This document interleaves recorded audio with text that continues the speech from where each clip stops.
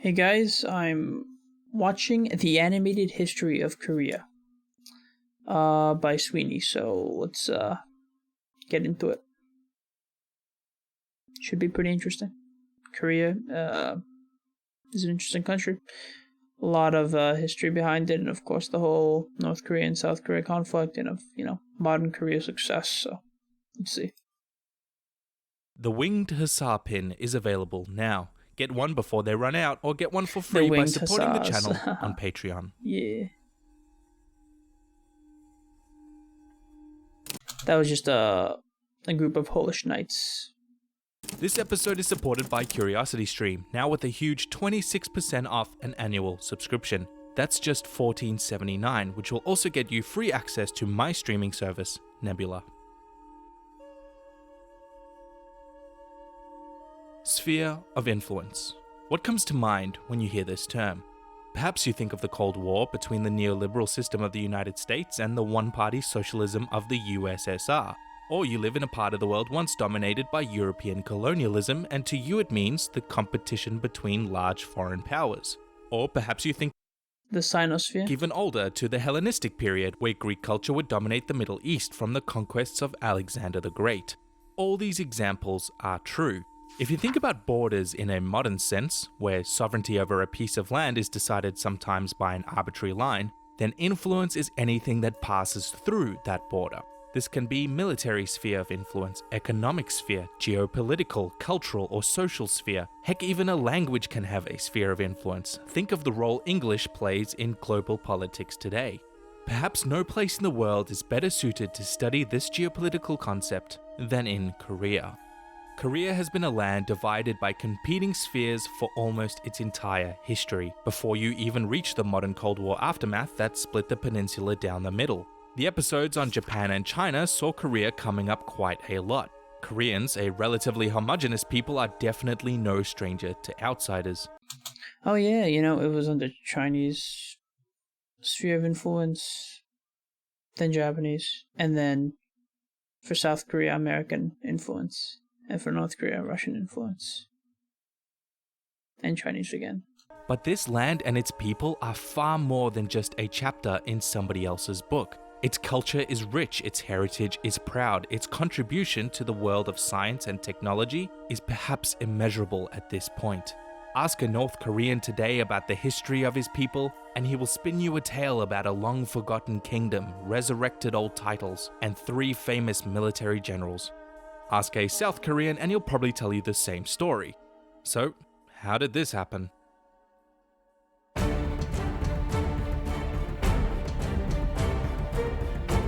It's pretty damn cool. I like the intro.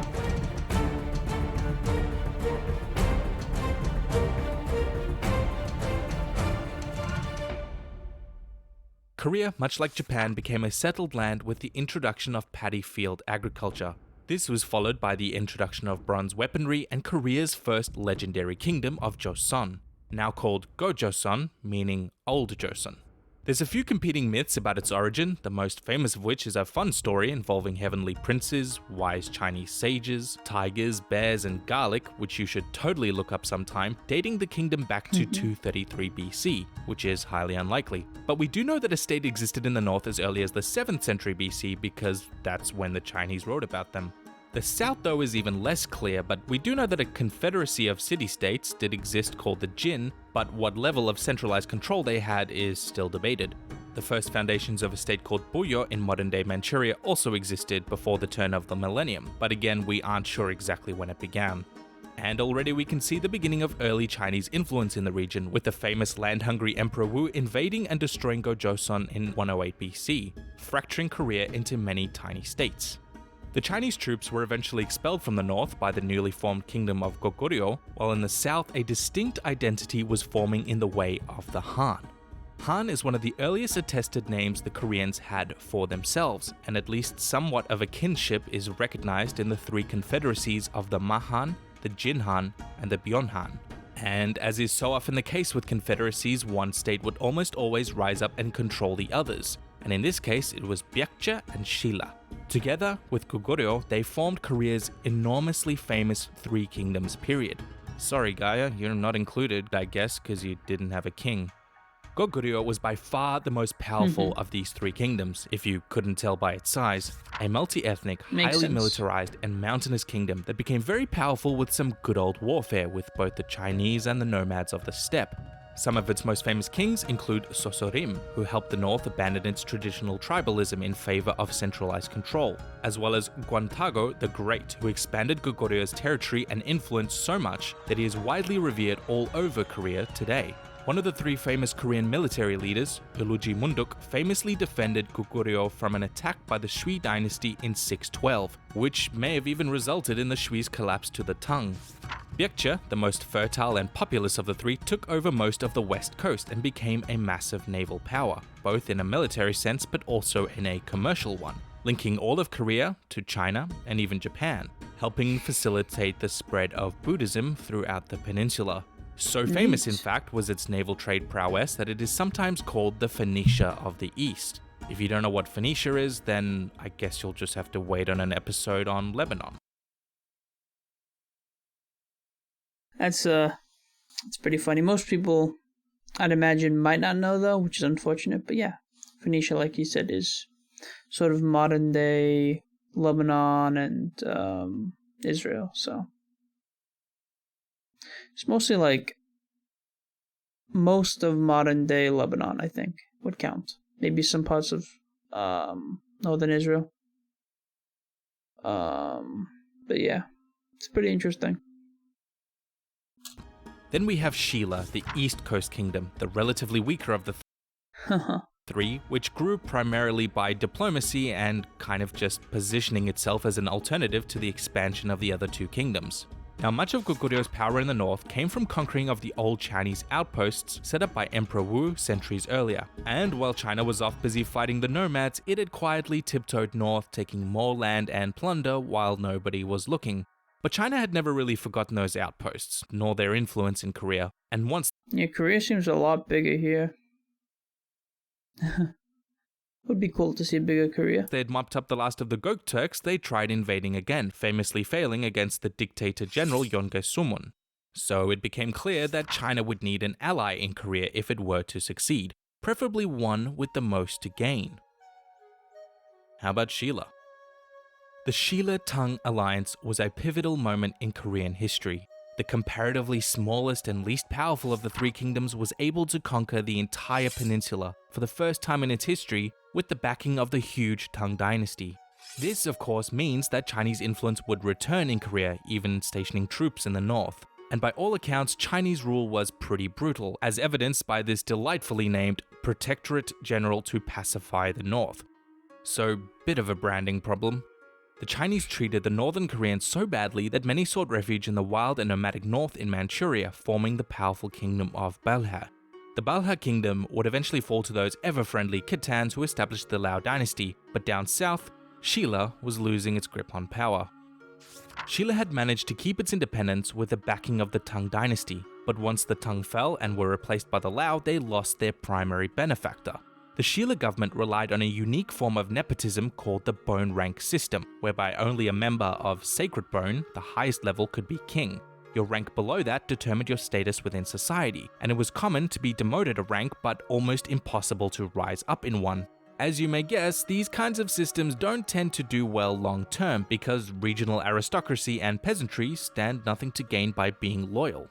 So by the end of the rule of Queen Joseon, who was either kind-hearted and selfless or immoral and corrupt, depending on which book you read, Baekje and Goryeo broke away from Shilla's control, referred to as the later Three Kingdoms period. You'll see this time and time again in Korean history, by the way, this idea of resurrecting and succeeding a once glorious kingdom from the past, and thus claiming some form of legitimacy to rule. Whoops, don't know how Putin got in here. Goryeo would again return as the most powerful of these three kingdoms, militarily speaking, and after a brief stint of rule with what was likely to be the cruel and ruthless Buddhist extremist Gangya, power was usurped by King Taejo, who managed to again reunite the peninsula, capping off this monumental task by marrying 29 prominent women from the noble families throughout his whole domain to foster loyalty. Yeesh, and I thought the Habsburgs were bad. The Goryeo dynasty is considered to be Korea's intellectual and cultural golden age. Its scholars and engineers were well regarded all over Asia. Its military prowess was famous, as was one of its generals, Gungam Chun, who defended the nation from the Lao dynasty by flooding their army in a river. And for this, he is remembered as the second great general of Korean history. So prosperous, in fact, was the Goryeo dynasty that it kind of painted a target on its back with the arrival of the Mongols. In the previous episode, we talked about how pretty much every nation in Asia has some pivotal changing point in its history caused by the Mongol invasions. Because of the speed and brutality, they upended centuries of political and economic institutions in the comparative blink of an eye. And this is no different in Goryeo, but the Koreans didn't give them an easy time by any means. Much of the civilian peasantry took an active role in hostility to the invading hordes, forming bands of militias called righteous armies. These righteous armies had been used on a smaller scale even before the Mongols and would play a key role in resistance to every outside invasion for centuries to come. Guerrilla warfare and rebellions were widespread, even after the nation's scholars usurped power from the Choi military clan and signed Korea over as a vassal to the Yuan dynasty. In hindsight though, this was probably to their benefit since they managed to quietly slip away without too much trouble during the Red Turban rebellions. But for some reason, this seemed like the perfect opportunity for a prominent general, Yi Sung-gye, to rebel and take over Korea, once again reviving an old Korean name, this time Joseon, to give himself more legitimacy. So just to keep track, we've now had 3 Goryeos, 2 Baekjes, 3 Shilas, and 2 Joseons, just to make things perfectly confusing. Now, although most of Korea's culture and identity can be attributed to Goryeo, the Joseon dynasty is really where it solidified. It was both the longest lasting and most culturally enduring of the Korean kingdoms, lasting more than 5 centuries with some of the nation's most famous accomplishments, such as the law reforms and the development of the brand new Hangul script by Sejong the Great. Oh, this was 1443, huh? Hangul, widely considered to be one of the best writing systems, was developed to match the sounds of human speech, regardless of a change in pronunciation over time, and theoretically it can be used to write any language in the world. There is a movement within linguistics to make this script the universal writing system for all the world's languages. Damn, that'd be cool. I mean, if it's an efficient writing system, that makes sense. By the way, and I am absolutely on board with that. But regardless of its golden age, Joseon still found itself battling against the influence of its neighbors, particularly China, with whom the Joseon had agreed to be in a tributary relationship to lend some more legitimacy, but also with the rising power of Japan. You'll remember from that episode that Toyotomi Hideyoshi had recently united the islands and was eager to send the samurai somewhere else before they could revolt against his rule, and so he decided to invade Korea. Although they were winning on land, this invasion was kind of catastrophic for the Japanese Navy, thanks to the excellent tactics of Korea's third famous commander, Admiral Yi Sun-sin, who, although he had no naval training, never lost a single battle against the Japanese, with his amazing Gyobason, or turtle ships, arguably the first armored naval vessels ever developed. This war was also noteworthy to be the first widespread use of gunpowder in Asia, the Koreans battling the samurai with hand cannons, arquebuses, and a uniquely powerful Korean invention called the hwacha, capable of firing hundreds of rocket-powered arrows at once. This, coupled with extraordinary help from the Ming Dynasty, is ultimately what saved Korea. Let's look that up. I'm kind of curious. Hwacha. The hwacha was a multiple rocket launcher and an organ gun of similar design, which were developed in 15th century Korea. The former variant fired 1 or 200 rocket-powered arrows, while the latter fired several dozen iron-headed arrows or bolts out of gun barrels. Damn. Pretty neat. So it looks too, huh? I mean...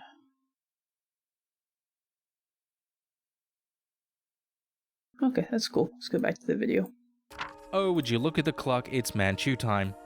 The Manchus, or Jurchens, were a semi-nomadic ethnic group that had been raiding China and Korea for centuries, and they just so happened to have recently unified under related to the Mongols, right? Khan Narachi, and are invading the Ming Dynasty. This put Korea in a bit of an awkward position, choosing to side with the Ming, whom they owed for their help against the Japanese. resulting in the Manchu invasions of themselves.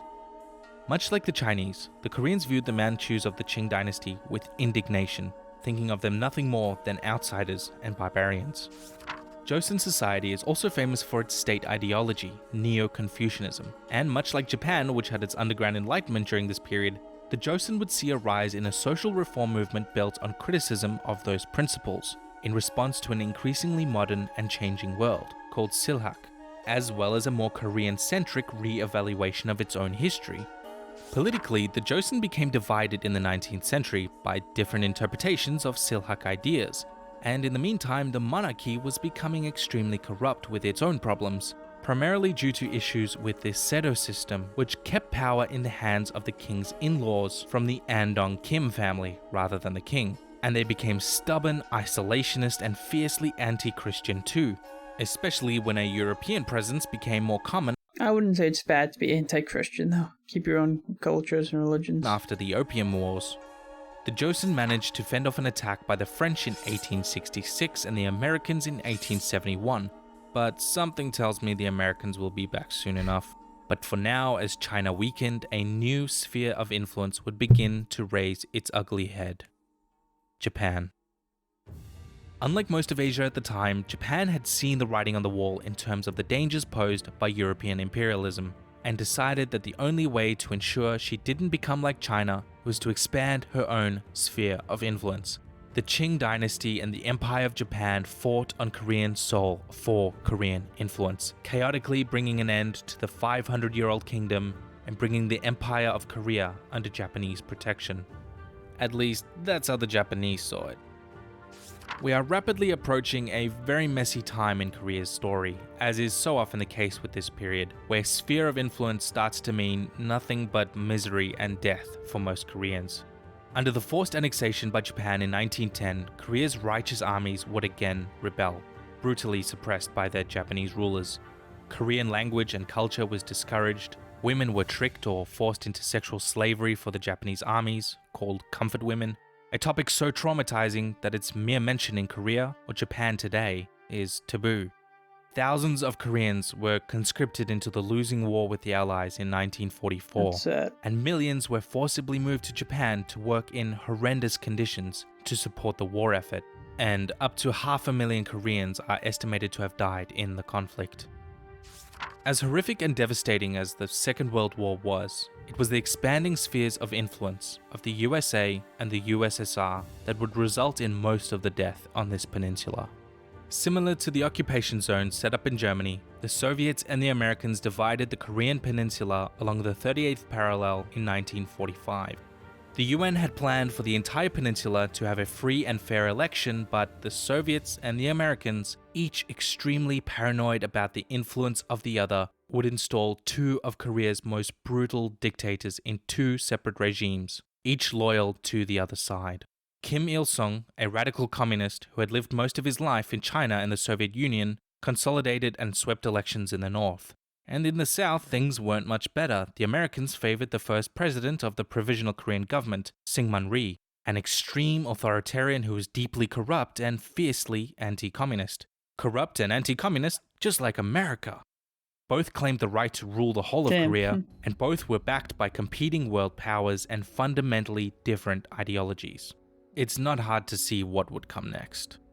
The North set up a military dictatorship regime far from anything either Karl Marx or even arguably Lenin would have recognized as socialist, and in 1950 it invaded the South. The Korean War had begun. This war was a first in a series of a brand new kind of conflict, a proxy war between the two dominant world superpowers and their allies on the soil of a foreign nation, and it would not be the last.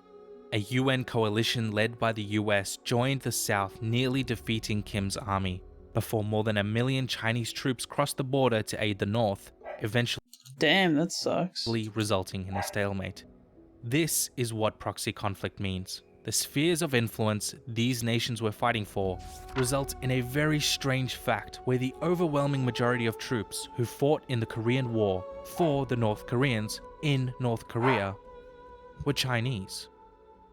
The North and the South committed numerous atrocities during this war, 700,000 Korean soldiers lost their lives, 200,000 Chinese, 36,000 Americans, 3 million civilians due to starvation and crimes against humanity, all in the relentless pursuit of geopolitical games and ideological dominance. Both sides to this day continue to hold up these brutal atrocities as justification for continued hostilities. South Korea over time has managed to reform itself and has broken down and rebuilt itself and its institutions several times to reach the modern, prosperous and democratic state we see today. But the situation in North Korea has a lot to do with, the big companies, corporations. Couldn't be any more different. The nominally socialist but de facto totalitarian dictatorship eventually went. Well, yeah, I said corporations. I think in Korean they're called like chaebols or something. Something like that. Let's see. I'm pretty sure it's similar to like the Japanese companies, like those big companies that propped up the Japanese economy. I think Korea has something similar. Yeah, chaebol is a large industrial conglomerate that is run and controlled by an owner or family in South Korea. It often consists of many diversified affiliates controlled by an owner whose power over the group often exceeds legal authority. But let's see.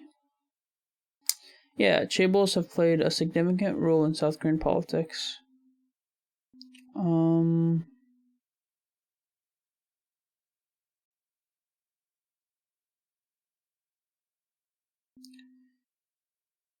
Yep, I'm pretty sure they helped boost the economy.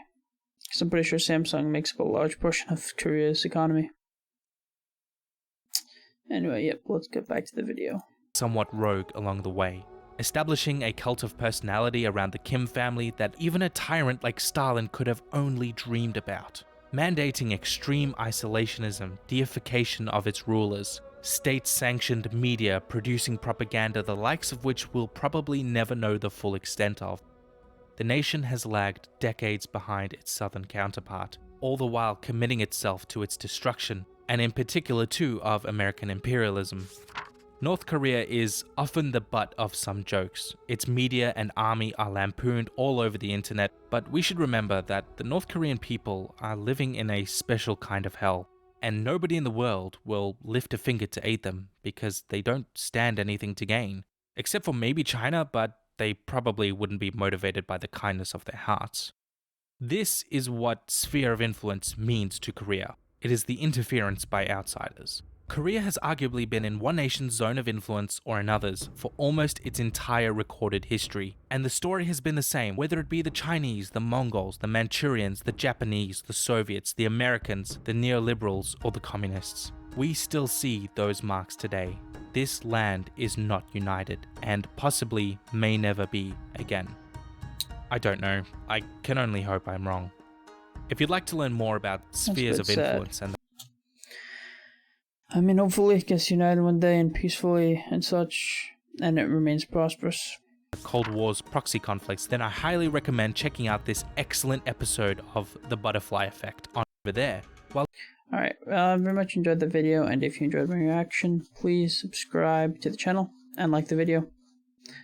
Because Korea is such a fascinating country with interesting history, so very much enjoyed the video. Thanks for watching. Bye-bye.